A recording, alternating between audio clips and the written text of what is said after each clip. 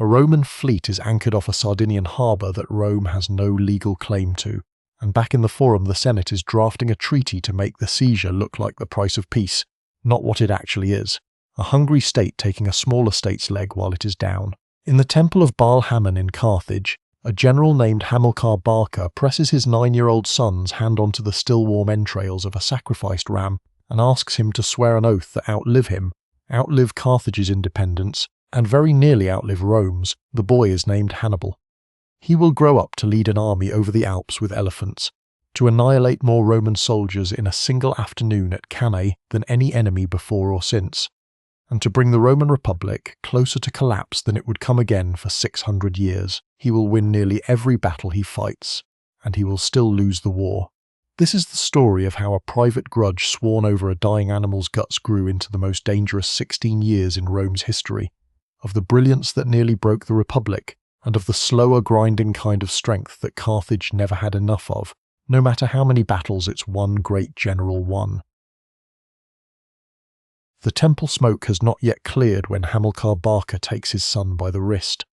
20 years earlier, Hamilcar had commanded Carthaginian forces in Sicily during the long war against Rome, a war Carthage lost in 241 BC after 23 years of fighting that neither side could truly afford. The peace terms had stripped Carthage of Sicily and imposed a crushing indemnity, paid in silver year after year, while the treasury that funded Hamilcar's own soldiers ran dry. Unpaid, those soldiers mutinied. What began as a pay dispute became the Mercenary War, a 4-year uprising of Carthage's own hired troops and the African subjects who joined them, fought with a brutality that shocked even the historians who wrote about it decades later. Carthage nearly did not survive its own army. Rome watched the Mercenary War from across the water and did not lift a finger to help, because helping was never the plan. When mercenaries garrisoning Sardinia rose up too, and appealed to Rome for protection, the Senate accepted the island. Then a year later, in 237 BC, threatened new war unless Carthage handed over Corsica as well and paid a further indemnity on top of the one already owed. Carthage had no army left to resist with. It paid and it swallowed the loss, and the men who had bled to keep the Republic alive through the mercenary revolt watched Rome take by paperwork what it could never have taken by force. Hamilcar Barca was one of those men, and he did not swallow it quietly. Accounts written generations later, drawing on Carthaginian and Roman tradition alike, describe him leading his son to the altar of Baal Hammon before departing for a new command in Iberia, the peninsula the Romans would later call Hispania and modern maps show as Spain and Portugal. He asked the boy to lay his hand on the entrails of the sacrificial animal and swear that he would never be a friend to Rome. Historians cannot verify the scene word for word, since the closest surviving account comes from the Roman historian Livy, writing more than a century after the fact, but the shape of what followed makes the story worth taking seriously. Everything Hannibal did for the rest of his life reads like a man who meant an oath. He was 9 years old by most reckonings, small enough that his father likely lifted him to reach the altar. Carthage itself in these years was a merchant republic, built on trade routes stretching from the tin coasts of Iberia to the ports of the eastern Mediterranean, governed not by kings but by elected magistrates called suffets, and a senate of wealthy families, the Barcas prominent among them. It had no citizen army in the Roman sense, relying instead on hired soldiers, Numidian cavalry from North Africa, and Iberian infantry, paid for with silver from Iberian mines. That reliance on money over manpower would shape everything Hamilcar's family did next, because the family's answer to losing Sicily and Sardinia was to go and dig up a new empire's worth of silver, somewhere Rome could not yet reach. Not every Carthaginian wanted this fight to continue. A rival senator named Hanno, leader of a faction wary of the Barcid family's growing personal power and its expensive taste for overseas war, argued for years that Carthage's future lay in African trade and farmland, not in another round with Rome. He would go on opposing Hannibal's war for as long as Hannibal fought it, and his faction's reluctance to fully fund and reinforce Hannibal's army in Italy, once the war was underway, would matter as much to how the war ended as any battle Hannibal won.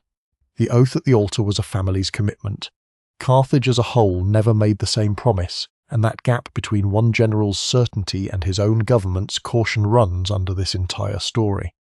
Hannibal did not stay behind. His father brought him to Iberia, along with 2 younger sons who would grow into commanders themselves, Hasdrubal and Mago.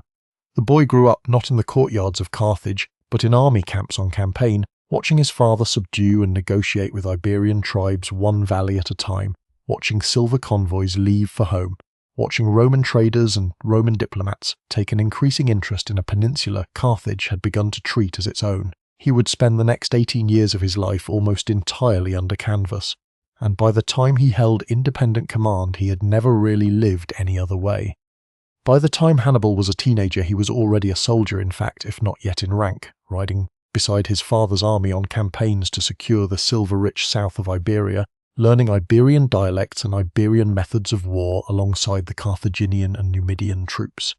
The Greek historian Polybius, writing within a couple of generations of these events and drawing on sources close to the family, describes a young man of exceptional physical endurance, capable of sleeping among his soldiers in a plain cloak on the ground, first onto the field and last off it. Whatever the exact truth of any single anecdote, the pattern that later observers on both sides agreed upon was this. Hannibal did not lead from behind, and his soldiers, who came from a dozen different peoples and spoke almost as many languages, followed him anyway. Hamilcar did not live to see Rome pay for what it had done. He drowned in 228 BC in a river crossing during a campaign against an Iberian tribe called the Oritani, leaving his conquests half-finished and his sons still young. Command passed first to his son-in-law, a general named Hasdrubal, sometimes called Hasdrubal the Fair to distinguish him from Hamilcar's own son of the same name. It was under this Hasdrubal, not yet under Hannibal, that the next chapter of Carthaginian Iberia would be written, and it was under this Hasdrubal that a teenage Hannibal would first be given real soldiers of his own to command. Hasdrubal the Fair inherited a province, not a family grudge, and he ran it like one. Where Hamilcar had fought tribe by tribe for territory, Hasdrubal preferred alliance and marriage to conquest wherever it would work, founding a new capital on the southeastern coast that he named Acre Luke, and cementing ties with Iberian chieftains through diplomacy backed by the very real Carthaginian army camped nearby. He married Hannibal's sister to an Iberian nobleman and, by some accounts, arranged Hannibal's own marriage to a woman named Emilce from a prominent local family, binding the Barcas ever more tightly into the peninsula they were governing. Under his hand, Carthaginian Iberia stopped looking like an occupied province and started looking like a second homeland, one with its own mines, its own mint-striking silver coins stamped with Carthaginian symbols, and its own standing army that answered to the Barca family more directly than it answered to the Senate 300 kilometers across the sea in Carthage. Rome noticed, and in 226 BC the two powers signed an agreement historians call the Ebro Treaty, fixing the Ebro River in northeastern Iberia as the rough limit of Carthaginian expansion. Everything south of it was acknowledged as Carthage's business, everything north as Rome's concern, at least in theory. Treaties like this rarely survive contact with ambition on either side for long, and this one was already straining within a decade because one Iberian city south of the line, a prosperous hill town called Saguntum, had its own treaty of friendship with Rome that predated the line entirely, and that Rome had no intention of abandoning. The contradiction sat there for years, unresolved, waiting for someone to force the issue. Hannibal grew into manhood inside this expanding, ambiguous province, given real commands from his late teens, leading Numidian cavalry and Iberian infantry on operations against tribes still resisting Carthaginian authority. By the time he was in his mid-20s, he had a reputation among the army as harder riding and quicker thinking than most officers twice his age, a young man who ate the same rations as his soldiers and remembered the names of his junior officers. The army Hannibal would soon inherit was in a real sense Carthage's true military strength, and understanding its makeup explains much of what came later. Numidian light cavalry from the plains of North Africa rode small, swift horses without saddles or bridles, controlled by voice and knee alone, and would outmaneuver heavier Roman and Italian cavalry again and again in the years to come. Balearic islanders carried slings that could put a lead shot through a shield at range. Libyan heavy infantry, drawn from Carthage's own African territories, fought in close order much like a Greek phalanx, a dense, shield-locked formation. Iberian infantry, recruited from the very tribes Hamilcar and Hasdrubal had subdued, fought with short-thrusting swords the Romans would later copy and rename the gladius. This was not one nation's army. It was a coalition held together by pay, by plunder, and increasingly by trust in one commander, and that trust would prove sturdier than the coalition itself had any obvious right to be. That reputation mattered more than any formal rank when in 221 BC, Hasdrubal the Fair was assassinated at his own headquarters by a servant of an Iberian chieftain, in revenge, by most accounts, for a private grievance rather than any grand political conspiracy. Hasdrubal left no clear successor and no obvious chain of command. What he left instead was an army camped in a hostile province, suddenly without its general, 300 kilometers of open sea from any Carthaginian senate that might have taken weeks to appoint a replacement. The soldiers did not wait for Carthage to decide. Within days, by most accounts, the army in the field acclaimed Hannibal as its new commander on the spot, a soldier's vote that the Senate back home, according to later Roman writers, merely ratified rather than made. He was 26 years old. He had never held ultimate command of anything before, and he now held command of the largest, best-funded, most battle-hardened army Carthage possessed, an army that had spent 15 years learning to fight together under his father and his brother-in-law, and that now knew him as one of their own, rather than as an appointee sent out from the capital. It is difficult to overstate how unusual this was. Most ancient armies that acclaimed their own general on the battlefield, bypassing their government's approval, went on to use that general against their own government sooner or later.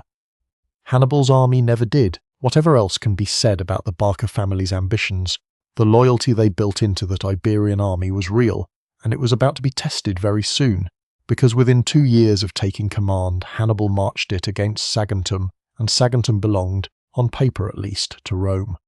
Word of the new commander's ambitions reached the Senate in Carthage well before any army moved, and the same debate that had shadowed Hamilcar's career resumed exactly where it left off. Hanno and his allies argued that provoking Rome over an inland Iberian town was reckless when Carthage's indemnity payments were not even finished being paid off. The Barcid faction, with 2 generations of family prestige and an undefeated army behind it, argued that Rome would keep taking whatever it could reach unless someone finally stopped it, and that Iberia, and the silver underneath it, was worth defending at any cost. Neither side won the argument outright. Instead, Hannibal simply acted the way his father had once simply acted, and left the Senate at home to ratify the consequences after the fact.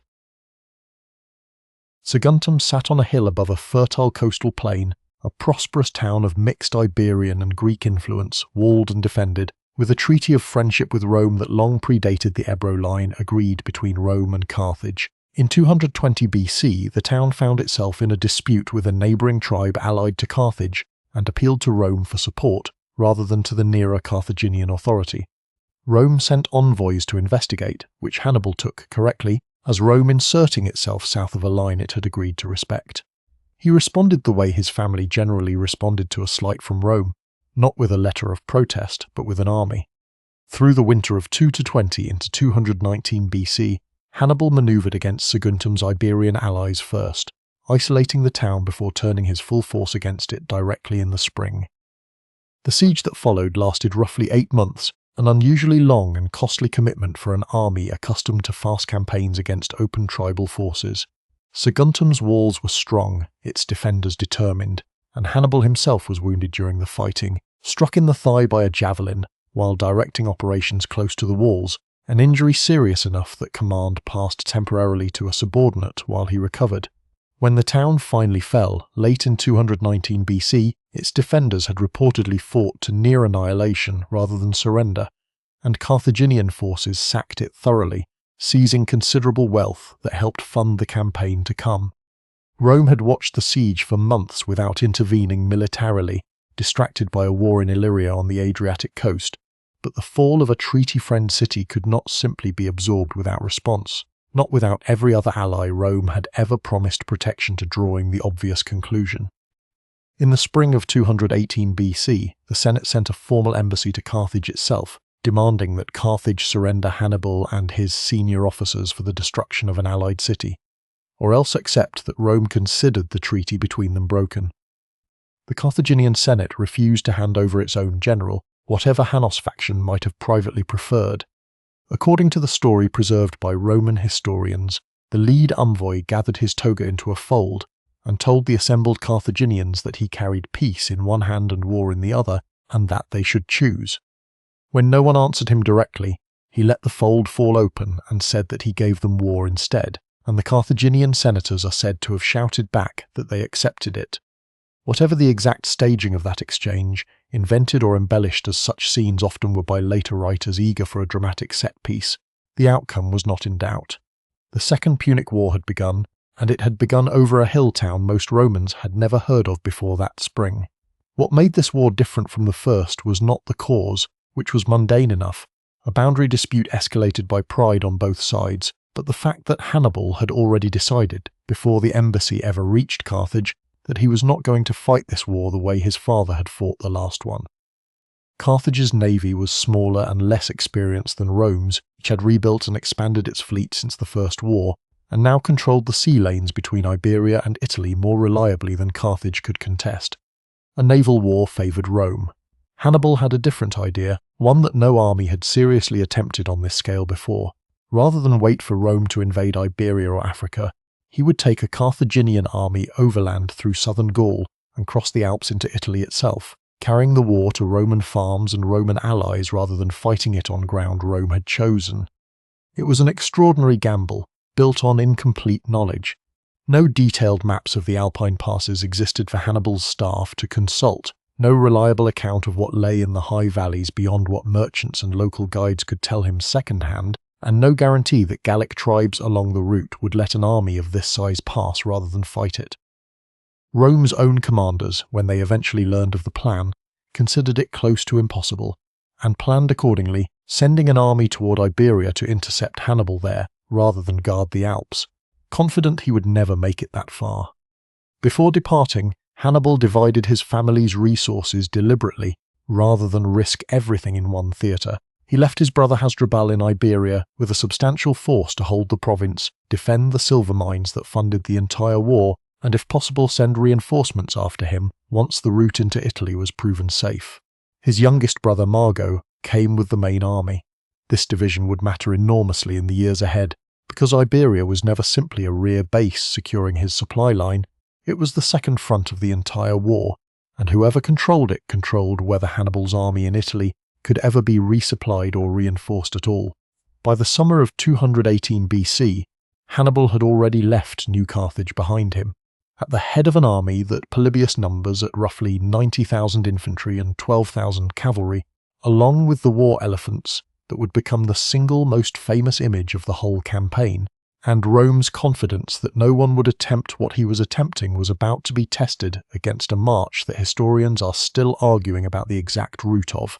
more than 2,000 years later.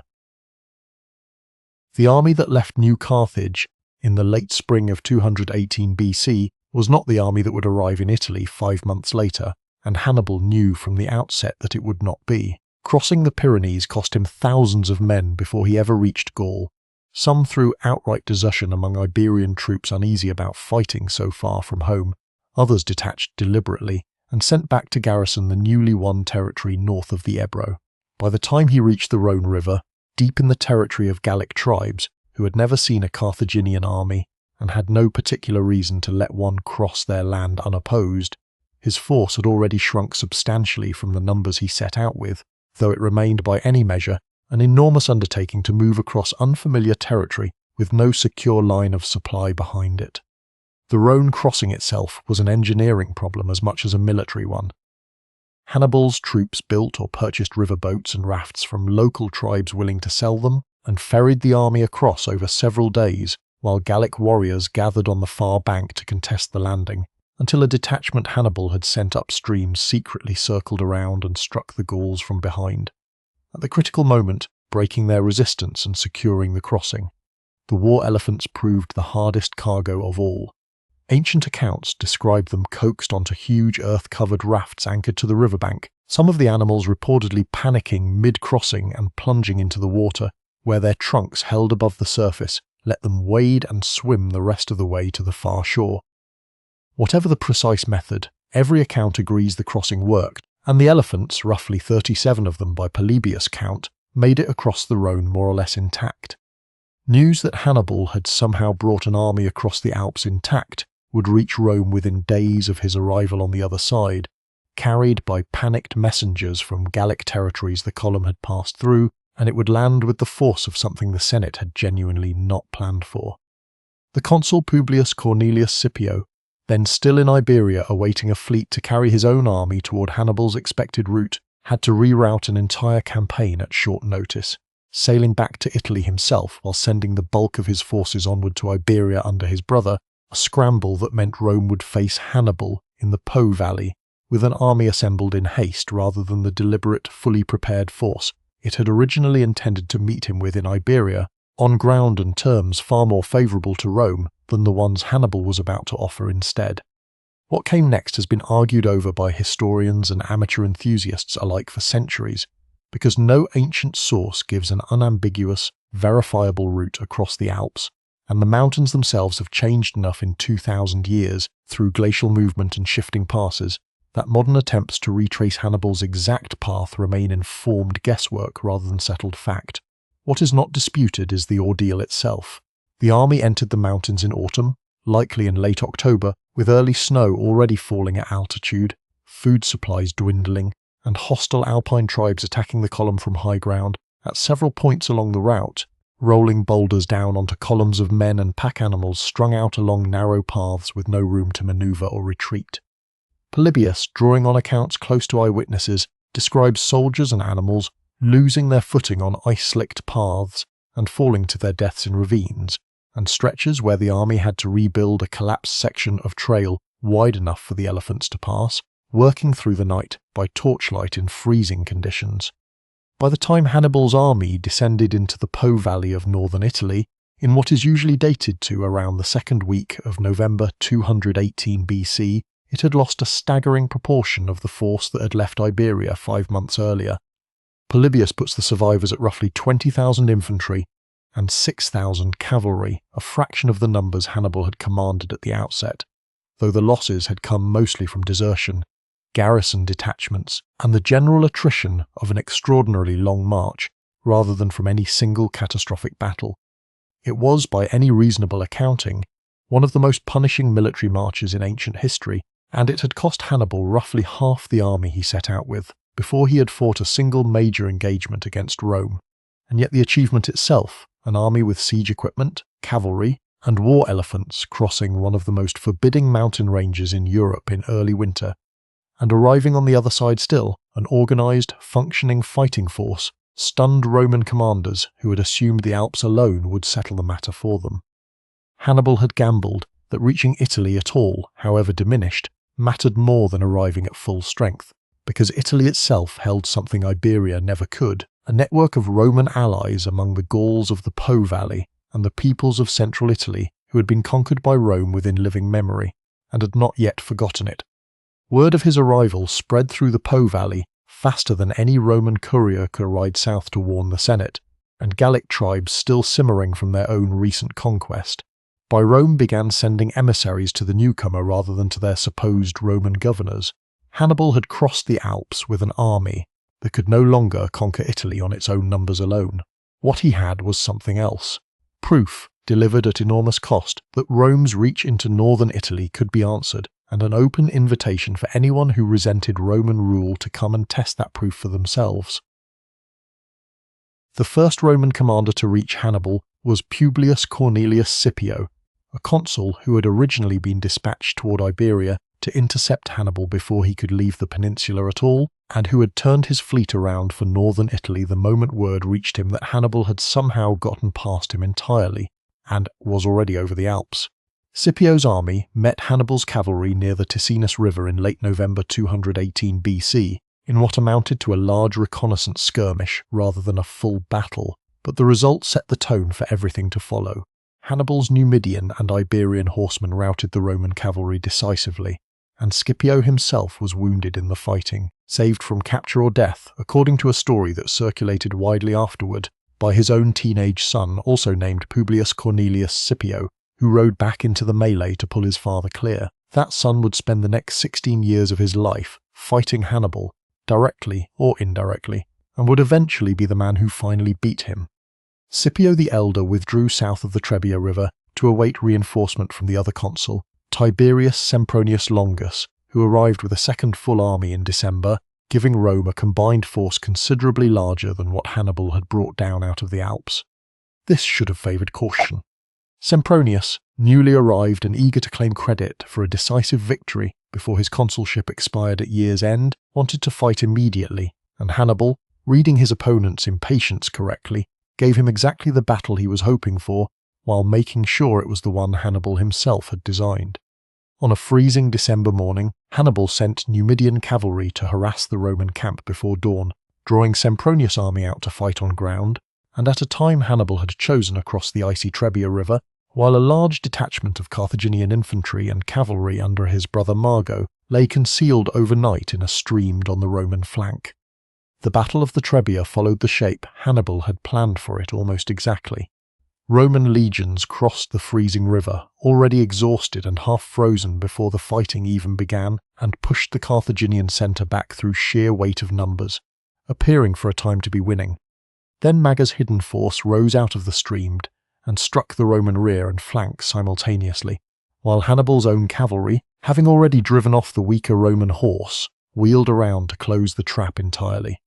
Thousands of Roman and allied soldiers were killed or captured in the encirclement, and only a fraction of Sempronius' army, roughly 10,000 men, fighting their way through the weakened Carthaginian centre in a single dense mass, escaped to the safety of a nearby town. 2 Roman consular armies had now been engaged, and both had been badly beaten, within a matter of weeks of Hannibal descending from the Alps with a force half the size he had started the campaign with. The psychological effect in Rome was severe, and it was compounded by something almost as important as the battlefield result itself. Word that Hannibal had released captured Italian allied soldiers without ransom while keeping Roman citizens as prisoners, a calculated message aimed directly at the loyalty of Rome's Italian Confederation rather than at Rome itself. His entire strategic theory depended on convincing Rome's allies that Carthage, not Rome, was the safer bet going forward, and the Gauls of the Po Valley, watching 2 Roman armies broken in a single winter, needed very little further convincing. News of Trebia reached Rome amid a season already thick with bad omens, and the Senate responded the way Roman religious tradition demanded, by consulting the Sibylline books and ordering additional sacrifices, even as it also responded in the way Roman political tradition demanded, by electing 2 entirely new consuls for the coming year and authorizing yet another pair of armies. This is worth pausing on, because it is the pattern that would define the entire war far more than any single battle. Rome did not sue for peace after Trebia, did not consider withdrawing behind its own walls, and did not treat the destruction of a consular army as an argument for negotiation. It absorbed the loss and rebuilt, a response Carthage's own government, watching from across the sea, would prove far slower to match when the roles were eventually reversed. By the spring of 217 BC, Hannibal commanded an army swollen with new Gallic recruits eager to fight the power that had conquered their own homeland within living memory, even as Rome, refusing to treat 2 defeats as anything more than setbacks, began raising fresh legions to try again. One of the 2 new consuls for 217 BC, Gaius Philophenius, took command of an army at Arretium in Etruria, determined to prove that the disasters of the previous winter had been a fluke, not a preview. Hannibal, wintering in the Po Valley and recovering strength among his new Gallic allies, spent the early spring doing something Roman commanders had not expected. He marched his army through the Arno marshes, a route so waterlogged that men and animals reportedly waded for days through flooded ground, losing an eye to infection himself in the process, according to several ancient accounts, rather than take the safer, slower road Flaminius was watching. The maneuver put Hannibal's army south of Flaminius entirely, cutting between the Roman force and Rome itself, and burning and pillaging Etruscan farmland in plain view as he went, daring Flaminius to give chase rather than wait for reinforcement. Flaminius took the bait, and Hannibal chose the ground for what followed with the same care he had shown at Trebia.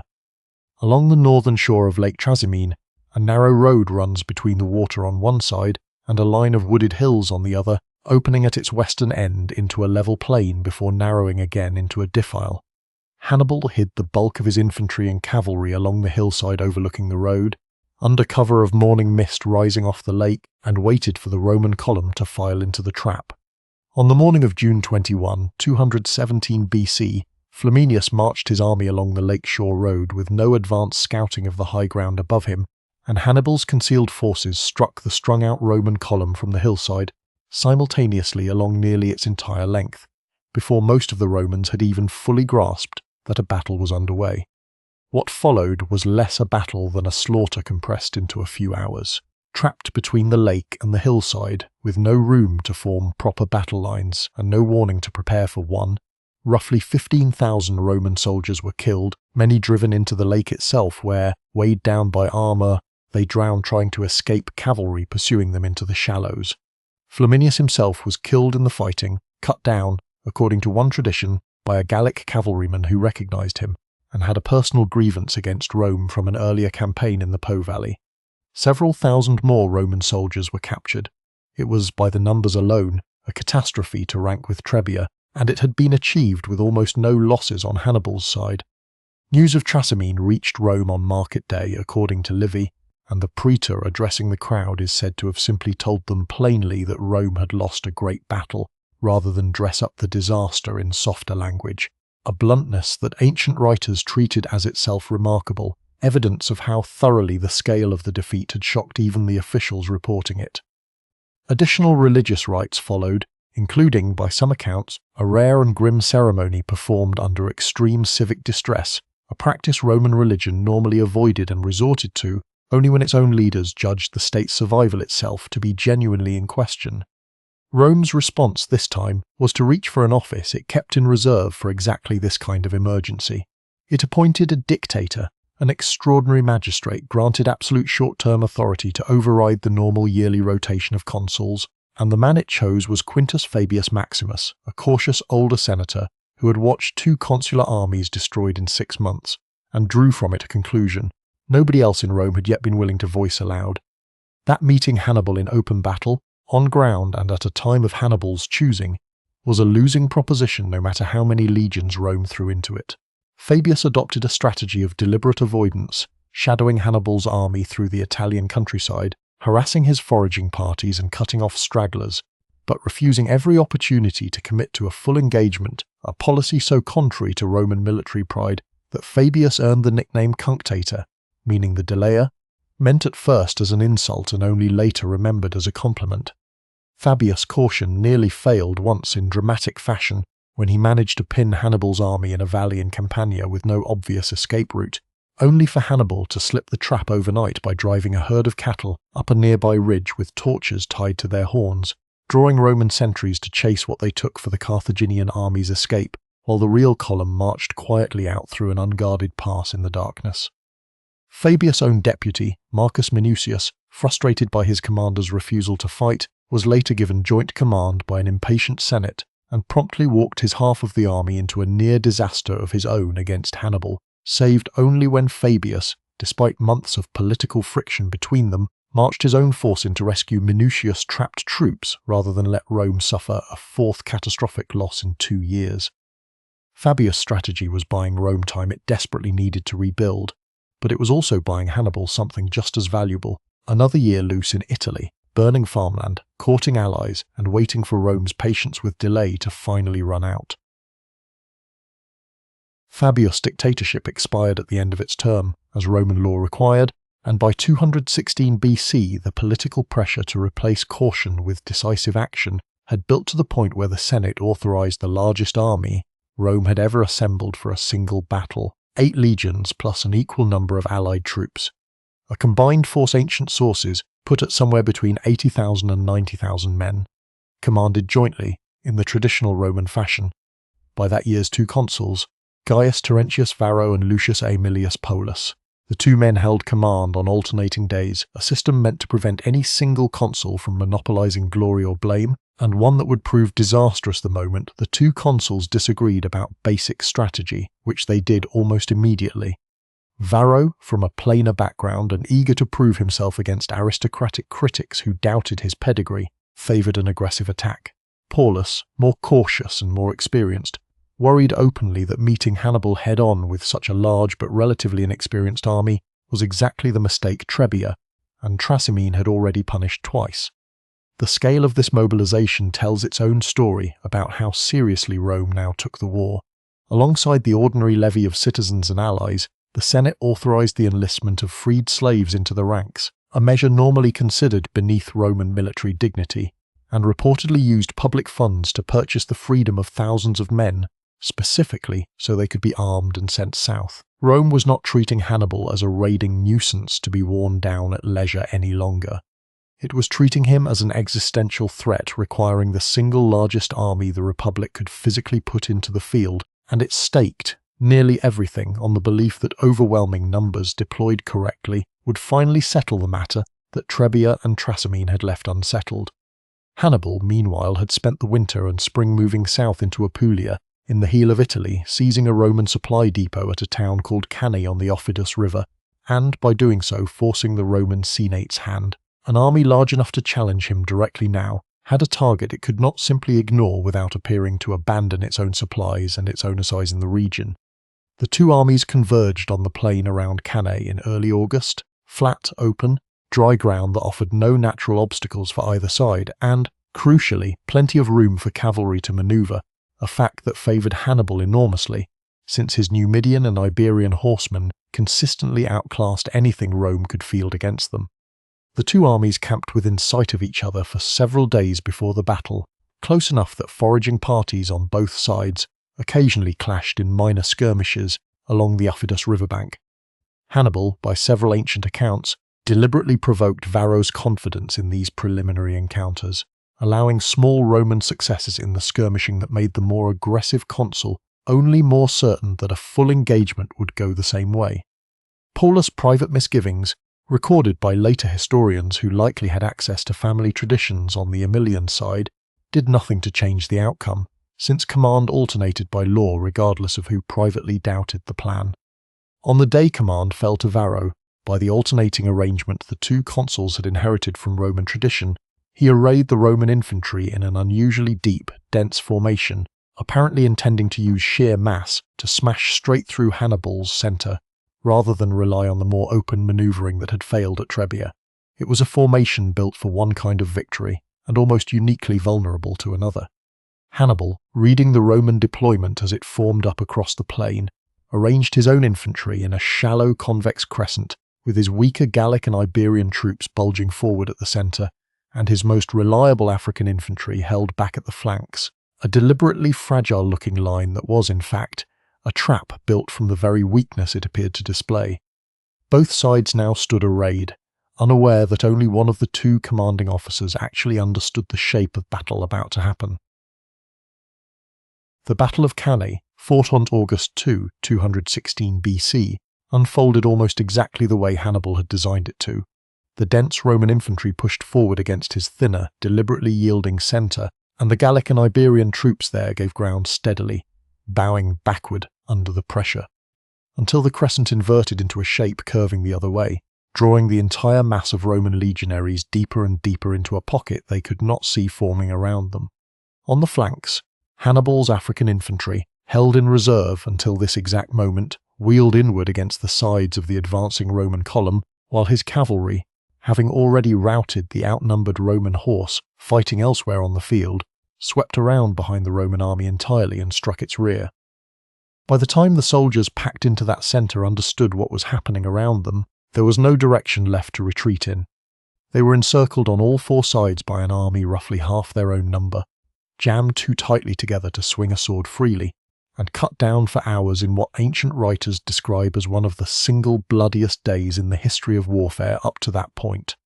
Consul Paulus was killed in the fighting, along with, by some ancient counts, as many as 80 sitting Roman senators who had marched south with the army, and a devastating share of an entire generation of Rome's officer class. Varro, who held command on the day of the disaster, survived and led a small remnant to safety, a fact that trailed him politically for the rest of his career, even though the deployment that doomed the army had been fixed well before the fighting began. Roman losses at Cannae are put by ancient sources at anywhere from roughly 50,000 to over 70,000 dead in a single day, figures modern historians treat with appropriate caution given how casualty counts in ancient warfare tend to inflate in the retelling, but even the more conservative modern estimates describe a catastrophe on a scale Rome had never suffered and would rarely suffer again. In barely 18 months, Hannibal had destroyed something close to a fifth of all the military-age Roman citizens in Italy.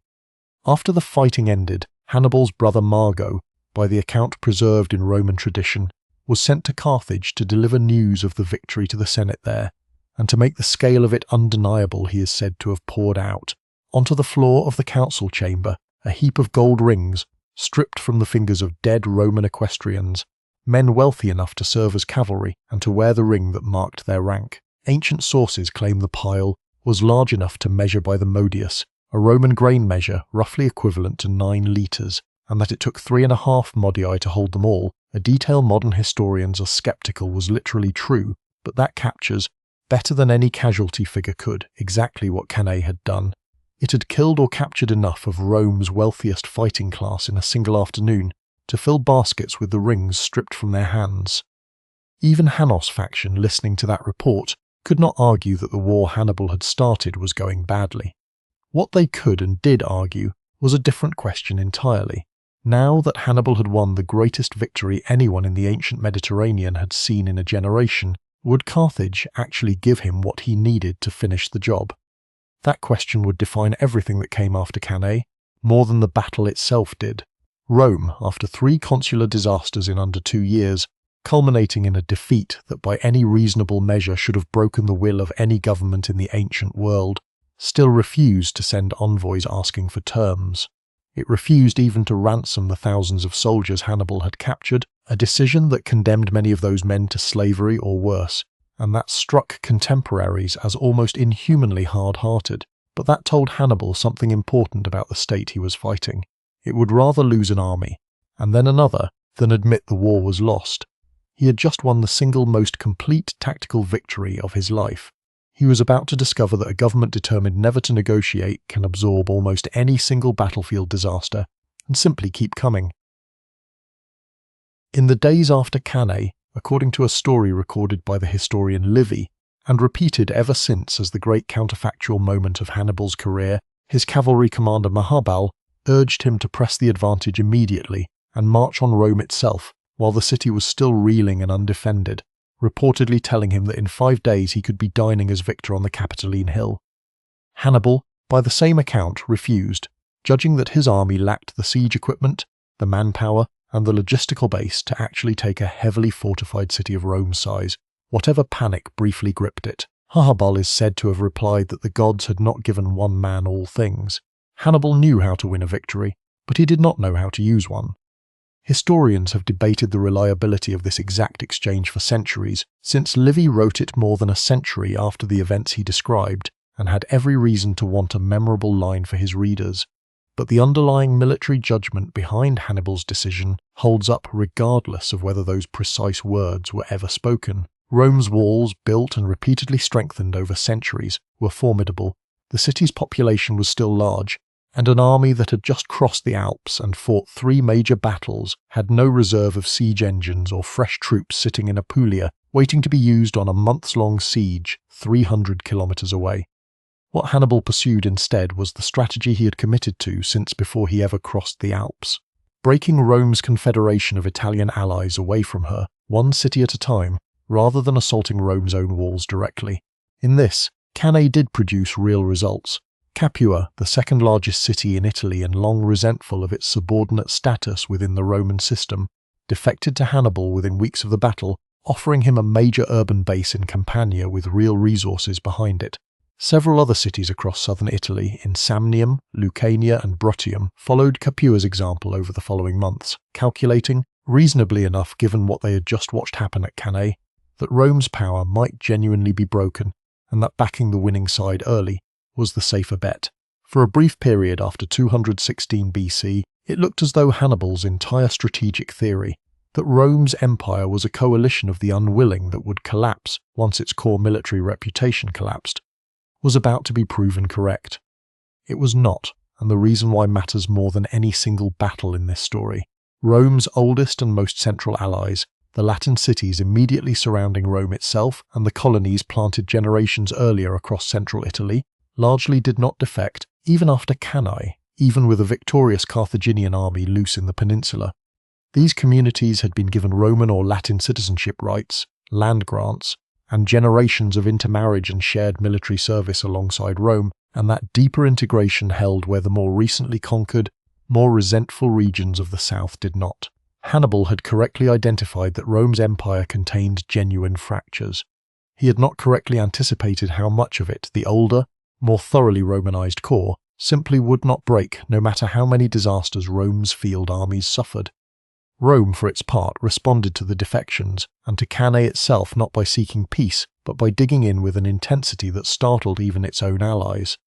New legions were raised from whatever manpower remained, including, as before, freed slaves and men below the normal minimum property qualification for service. Rather than risk another Cannae, the Senate quietly returned, in practice if not in name, to something close to Fabius' strategy of avoidance. Shadow Hannibal's field army, harass his supply lines, and above all deny him the one thing his entire campaign needed to succeed, which was a single decisive battle that could break Rome's will outright. Hannibal had won every major engagement he had fought in Italy so far. From this point forward, Rome largely stopped giving him the chance to win another one.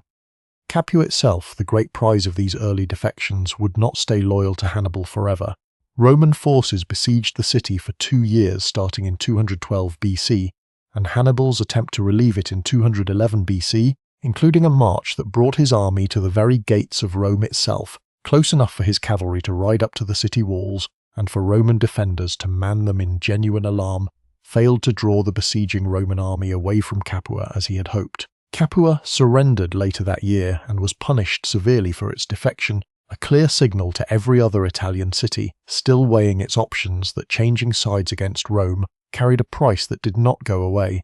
just because Hannibal remained undefeated in the field. A war that had opened with 3 of the most lopsided battles in ancient history was settling instead into something slower, grimmer, and far less favourable to a Carthaginian army that had no reliable way to replace the men it lost. By 214 BC, the war Hannibal had started in Iberia and carried into Italy had stopped being a contest between 2 states, and had become something closer to a general Mediterranean war, fought on fronts Hannibal himself never set foot on, and could not directly influence, because every ally Carthage or Rome could recruit anywhere in the region now had a reason to pick a side. On the island of Sicily, the city of Syracuse, ruled for decades by an aging king allied to Rome, switched allegiance to Carthage after his death, drawing a Roman siege force under the general Marcus Claudius Marcellus, that would spend more than 2 years trying to take the city by force. Syracuse's defence became famous for reasons that had almost nothing to do with ordinary soldiering. The city's most celebrated resident, a mathematician and engineer named Archimedes, is credited by ancient sources with designing devices that repeatedly wrecked Roman assault attempts, including cranes that reportedly lifted the prows of Roman ships clean out of the water and dropped them, and reflective devices that some later accounts, almost certainly exaggerating, claimed could set enemy ships alight using focused sunlight. Whatever the exact mechanics, Roman soldiers who survived the siege apparently developed a genuine dread of anything moving on the walls of Syracuse, credited or not to Archimedes personally. The city fell in 212 BC through stealth rather than a direct assault, taken during a religious festival when the garrison's guard had relaxed, and Archimedes himself was killed in the chaos of the sack, reportedly by a Roman soldier who did not recognize him and did not care that he was in the middle of a mathematical proof when he died. Sardinia, annexed by Rome back in 237 BC in the treaty that had so enraged Hamilcar Barca, rose in revolt against Roman rule the same year as the Syracuse crisis, encouraged by Carthaginian promises of support, but the rebellion was crushed quickly once Roman reinforcements arrived, a reminder that not every resentment Rome had generated over the decades was deep enough on its own to survive contact with an actual Roman army. Macedon, the kingdom in northern Greece ruled by an ambitious young king named Philip V, formed an alliance with Hannibal after Cannae, hoping to expand Macedonian influence along the Adriatic coast while Rome was distracted, and the resulting conflict, which historians call the First Macedonian War, tied down Roman naval and diplomatic resources in the eastern Mediterranean for years without ever delivering Philip the decisive gains he had hoped for, and without ever delivering Hannibal the direct reinforcement from Macedon that might have actually mattered in Italy.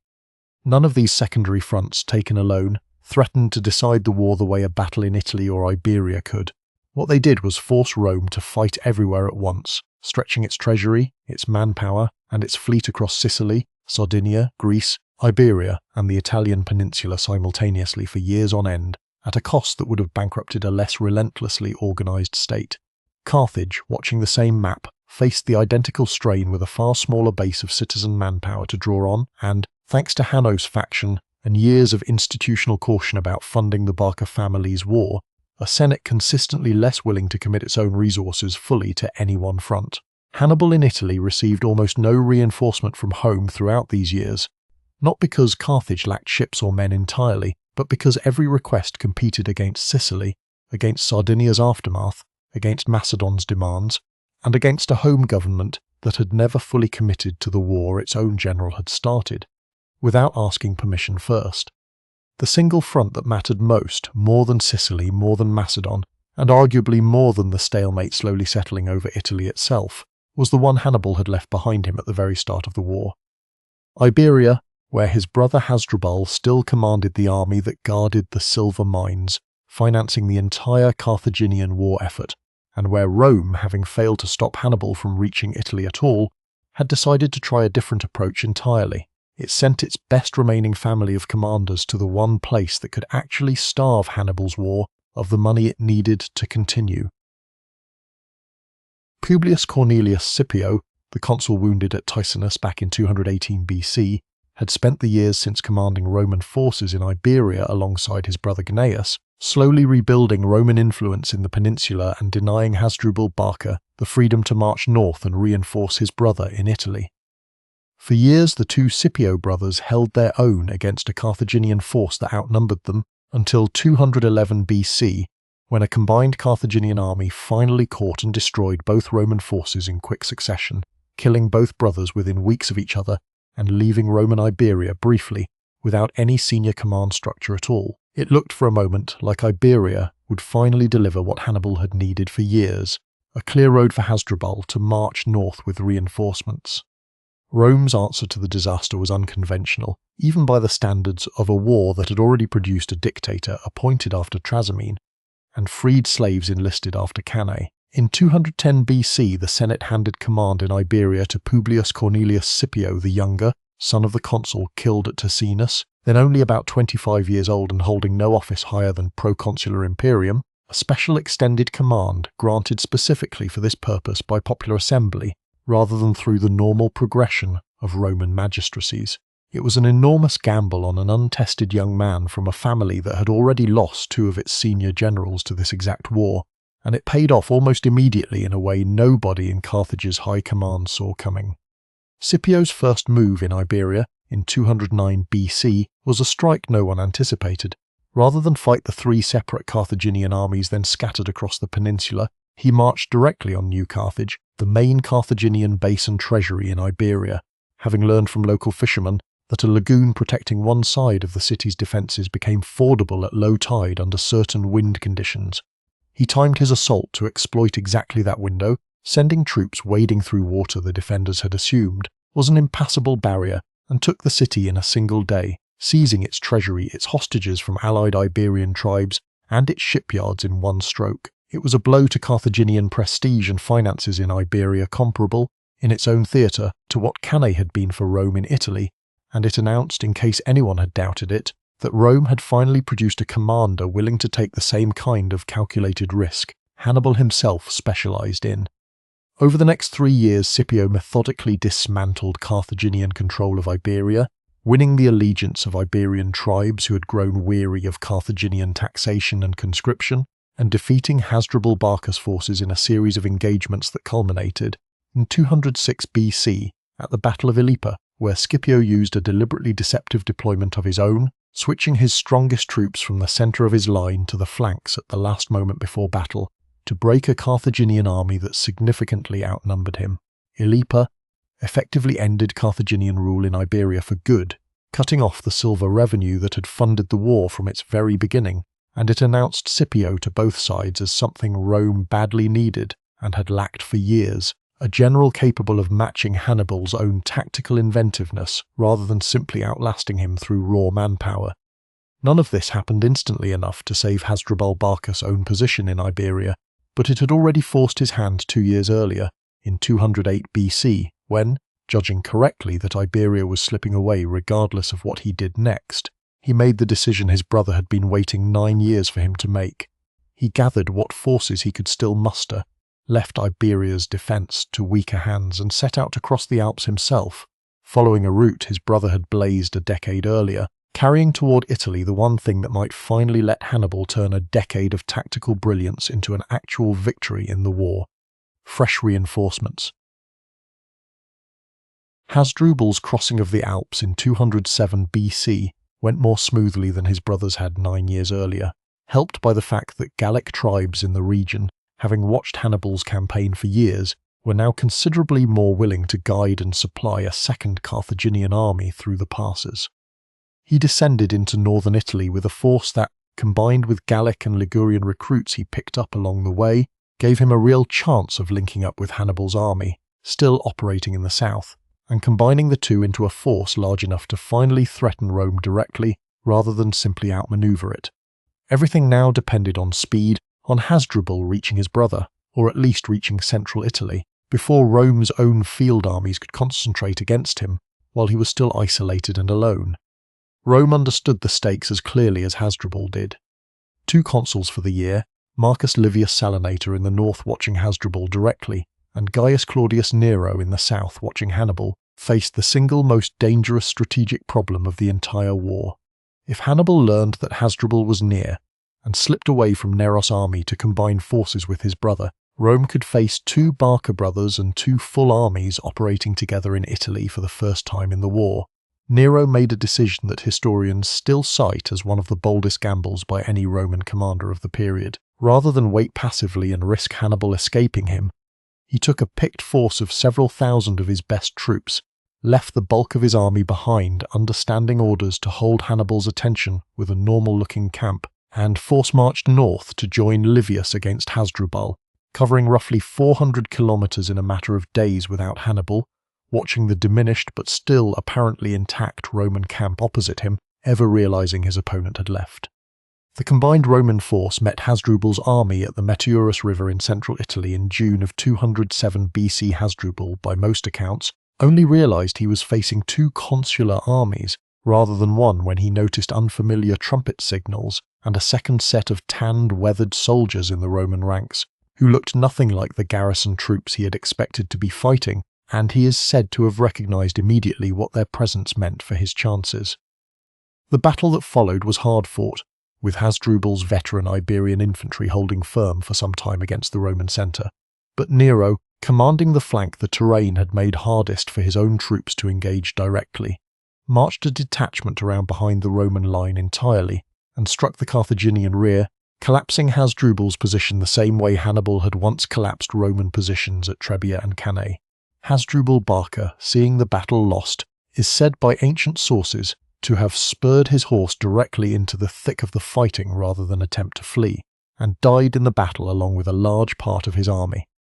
Nero's final act after the victory was calculated for maximum psychological effect. He force-marched his detachment back south to rejoin the rest of his army before Hannibal had any idea he had ever left, and, according to a tradition preserved by Roman writers, had Hasdrubal's severed head carried south and thrown into the outer perimeter of Hannibal's camp as proof of what had happened at the Metaurus. Hannibal, confronting the head of his youngest surviving brother after more than 8 years apart, is said to have recognized in that moment, more clearly than any single battlefield defeat could have shown him, that Carthage's fate in this war was now effectively decided.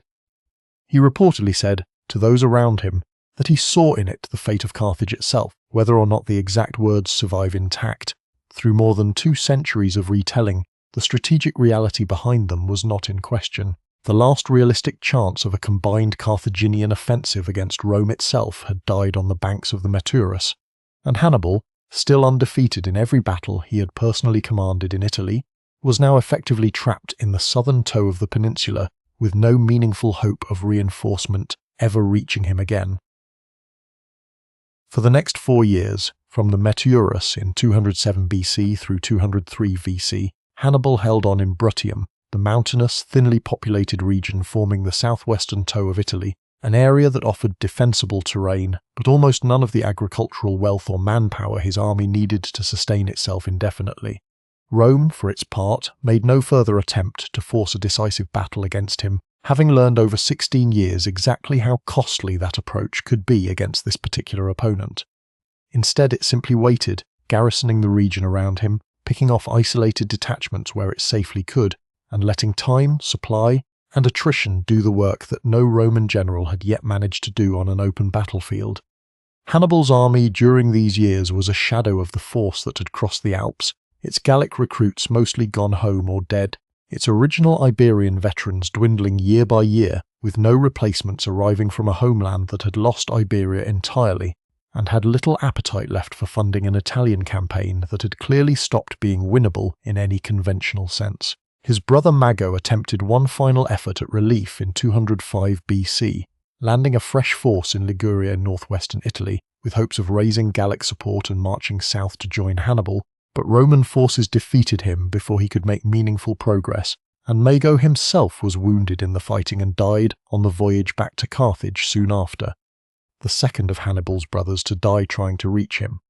The elephants that had once made this army famous had, by these final Italian years, nearly all died of disease, age, or the ordinary attrition of 16 years of campaigning, until only a single one remained, an animal ancient sources call Surus, meaning the Syrian, notable for having lost one of its tusks, and for having reportedly become something close to Hannibal's own personal mount in these last years, ridden by a general whose own health, by some later traditions, had begun to suffer from years of hard campaigning, including the partial loss of sight in one eye dating back to the flooded Arno marshes near the start of the war.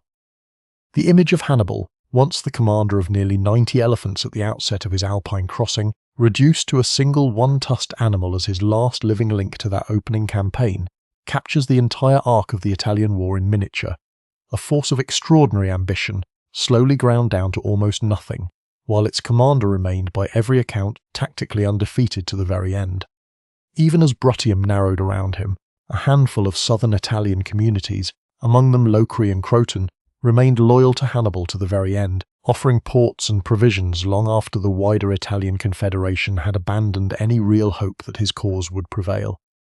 Their loyalty did not change the war's outcome, but it says something about the man that after 16 years of hardship, defection, and dwindling fortune, some of the people who had thrown in with him at the height of his power in the years after Cannae never actually abandoned him, choosing instead to be evacuated alongside his army rather than switch back to Rome at the last possible moment.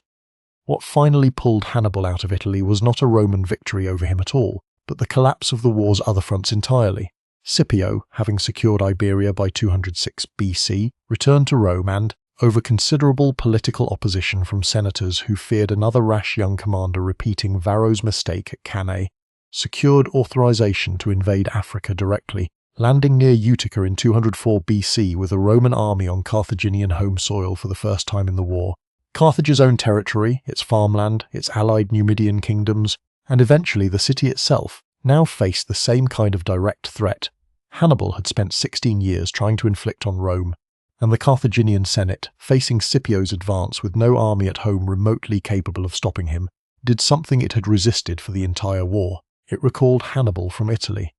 Hannibal left Italy in 203 BC after 16 years on its soil, evacuating what remained of his veteran army by ship to Africa, the same Africa he had left as a boy of roughly 9 years old at his father's side, nearly 3.5 decades earlier. He had never lost a major battle he personally commanded there. He had also never come close to winning the war, and he now sailed home to fight, for the first time in his life, a defensive battle for Carthage's own survival, against a Roman general who had spent 16 years studying exactly how Hannibal fought and had already beaten every other Carthaginian commander sent against him.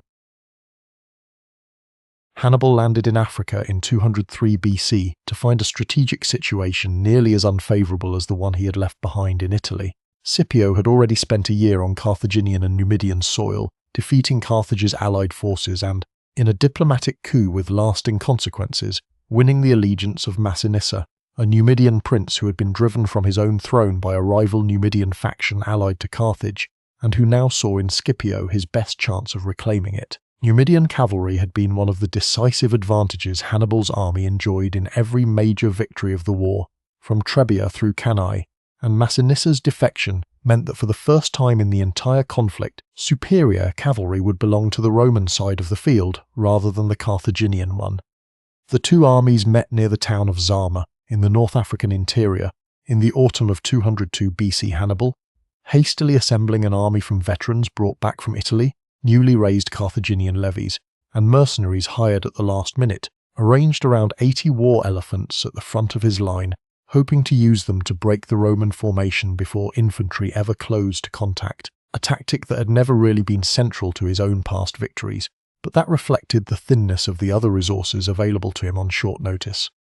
Scipio, who had studied Hannibal's tactics for nearly 2 decades by this point, and had almost certainly heard detailed reports of how elephants had been used and countered in earlier battles, deployed his own infantry in an unusual formation, with open lanes running straight through the depth of his lines, specifically so that charging elephants would have somewhere harmless to run, rather than smashing directly into packed ranks of Roman soldiers. The tactic worked close to perfectly. Many of Hannibal's elephants, startled by trumpet blasts and skirmishers on the flanks, either bolted through the open lanes Scipio had left for exactly that purpose, causing minimal damage to the Roman line, or turned back into their own Carthaginian ranks in panic, trampling the very soldiers they were meant to protect.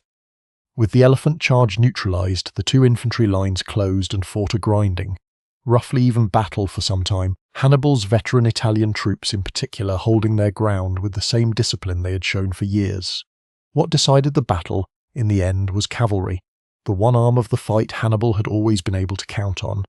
and now, for the first and only time in his career, could not. Masinissa's Numidian horsemen and Rome's own cavalry, having already driven Hannibal's weaker cavalry from the field early in the battle, circled back and struck the rear of the Carthaginian infantry. At the critical moment, the same encircling maneuver Hannibal himself had used to annihilate Roman armies at Trebia and Cannae, now turned against him by an opponent who had clearly learned the lesson. Carthaginian losses at Zama were severe, though Hannibal himself survived the battle and escaped the field, riding through the night to reach the coastal town of Hasdrubal with a small remnant of his forces. It was the only major defeat of his entire military career, and it came, fittingly and bitterly, at the hands of the same tactic of encirclement he had perfected against Rome, executed this time by the young officer who had once been carried clear of the fighting at Ticinus by his own father's rescue,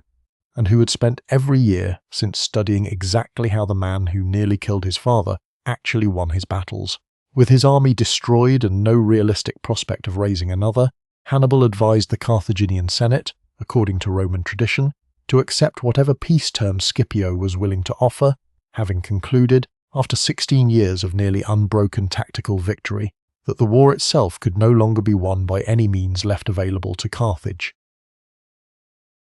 The peace Rome imposed on Carthage in 201 BC was designed to remove permanently any possibility of a second Hannibal ever emerging from that city again. Carthage was stripped of its entire war fleet save a small number of vessels, forbidden to keep war elephants of any kind, forced to pay an indemnity in silver over 50 years, and required to seek Roman permission before waging war against anyone at all, even outside Italy or Iberia, effectively ending Carthaginian independence in foreign policy, while leaving the city technically self-governing at home. Masinissa, meanwhile, was confirmed and expanded as king of a unified Numidia loyal to Rome, planted directly on Carthage's border as a permanent Roman-backed rival, with every incentive to encroach on Carthaginian territory for decades to come, a slow-burning arrangement that would eventually help trigger the Third Punic War and the city's total destruction roughly half a century after the peace of 201 BC was signed. Remarkably, Hannibal did not retire quietly into private life after Zama. In 196 BC, 5 years after his defeat, he was elected Suffete, one of Carthage's 2 chief annual magistrates, and used the office to attack corruption among the same wealthy, senatorial families who had underfunded his war for 16 years, reforming tax collection so effectively that Carthage was reportedly able to pay off a large installment of its war indemnity to Rome years ahead of schedule, without raising new taxes on ordinary citizens at all. It was in its own quieter way as remarkable an achievement as anything he had done on a battlefield, a defeated general turning out to be just as effective a reformer of his own state's broken finances as he had been a commander of its armies, and just as unwelcome to the entrenched interests he disrupted either way. Those interests, along with Rome's own long memory, made sure the reprieve did not last. Political enemies within Carthage, resentful of his reforms and eager to please Rome, reportedly informed Roman authorities that Hannibal was secretly corresponding with Antiochus III, the powerful Seleucid king, ruling much of the former Persian and Alexandrian Empire in the east, who was drifting toward his own war with Rome. Whether the accusation was accurate or a convenient fabrication by domestic rivals, Rome demanded Hannibal's surrender, and in 195 BC, roughly 6 years after Zama, he chose exile rather than face a Roman tribunal, slipping out of Carthage by ship and making his way east to Antiochus' court, where he offered his decades of experience fighting Rome to a king who was, within a few years, going to need exactly that experience and would largely fail to use it well. Antiochus lost his own war with Rome at the Battle of Magnesia in 190 BC, having kept Hannibal mostly at arm's length from real command throughout the campaign, whether from pride, suspicion of a foreign general with his own agenda, or simple failure to grasp how badly he needed the one man in his court who genuinely understood how Rome fought.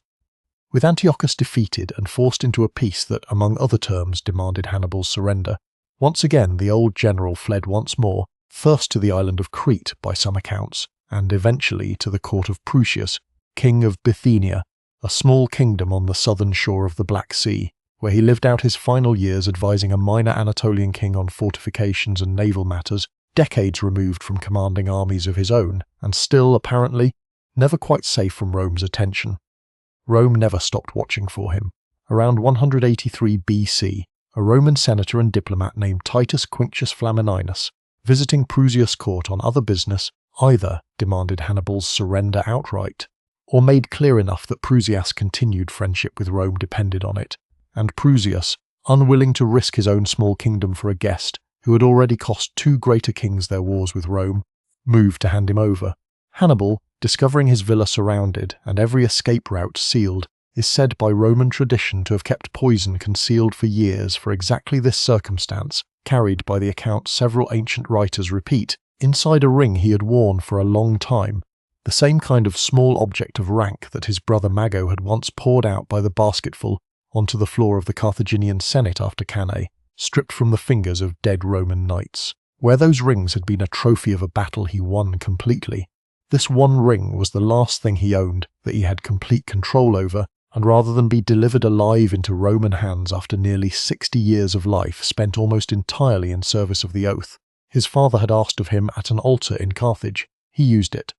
He is reported to have said, in his final moment, something to the effect that he would relieve the Romans of their long anxiety, since they apparently thought it too long and too tiresome to wait for an old man's death by natural means. Whether the line was recorded accurately or improved by later historians who admired a good exit line as much as any writer before or since, the fact underneath it was simple and was not improved by anyone. Hannibal Barca, the boy who had sworn as a child never to be a friend to Rome, died by his own hand rather than become Rome's prisoner, at Libissa on the shore of the Sea of Marmara, roughly 54 years after the altar, roughly 19 years after Zama, and, by a coincidence later writers found impossible to resist noting, in the same year that Scipio Africanus, the man who had finally beaten him, also died, far from any battlefield, in a kind of quiet political disgrace of his own back in Italy. Carthage itself would outlive him by only 37 more years before Rome, still not satisfied, burned it to the ground, and salted the question of whether it would ever rise to threaten Rome again. Carthage rebuilt itself after 201 BC into a wealthy, well-run trading city, the very reforms Hannibal pushed through as Safite proof that its ruin was never really about a shortage of talent or resources. What it lacked across 16 years when talent and resources might have mattered most was a government willing to match one family's certainty with the whole state's commitment, and no general, however undefeated on however many battlefields, can supply that on his own. Rome's advantage was never really tactical. Rome lost at Trebia, lost at Trasimene, lost at Cannae so completely that a Roman general could fill baskets with the rings of the dead, and simply would not stop raising armies afterward, a kind of institutional stubbornness that outlasted every brilliant afternoon Hannibal ever gave it. The oath sworn over a dying animal's entrails outside Carthage held for 54 years. Through the Alps, through Italy, through exile at 2 foreign courts, all the way to a small ring worn on one hand for longer than most soldiers under his command had been alive. It held right up until the moment it no longer needed to hold anything at all, because the man who swore it had finally run out of places left to carry it. Somewhere on the shore of the Sea of Marmara, an old soldier who had once ridden elephants over a mountain range no army was supposed to cross closed his hand around the one small object he still owned outright, and, for the last time in his life, made sure that Rome would not decide how this particular story ended.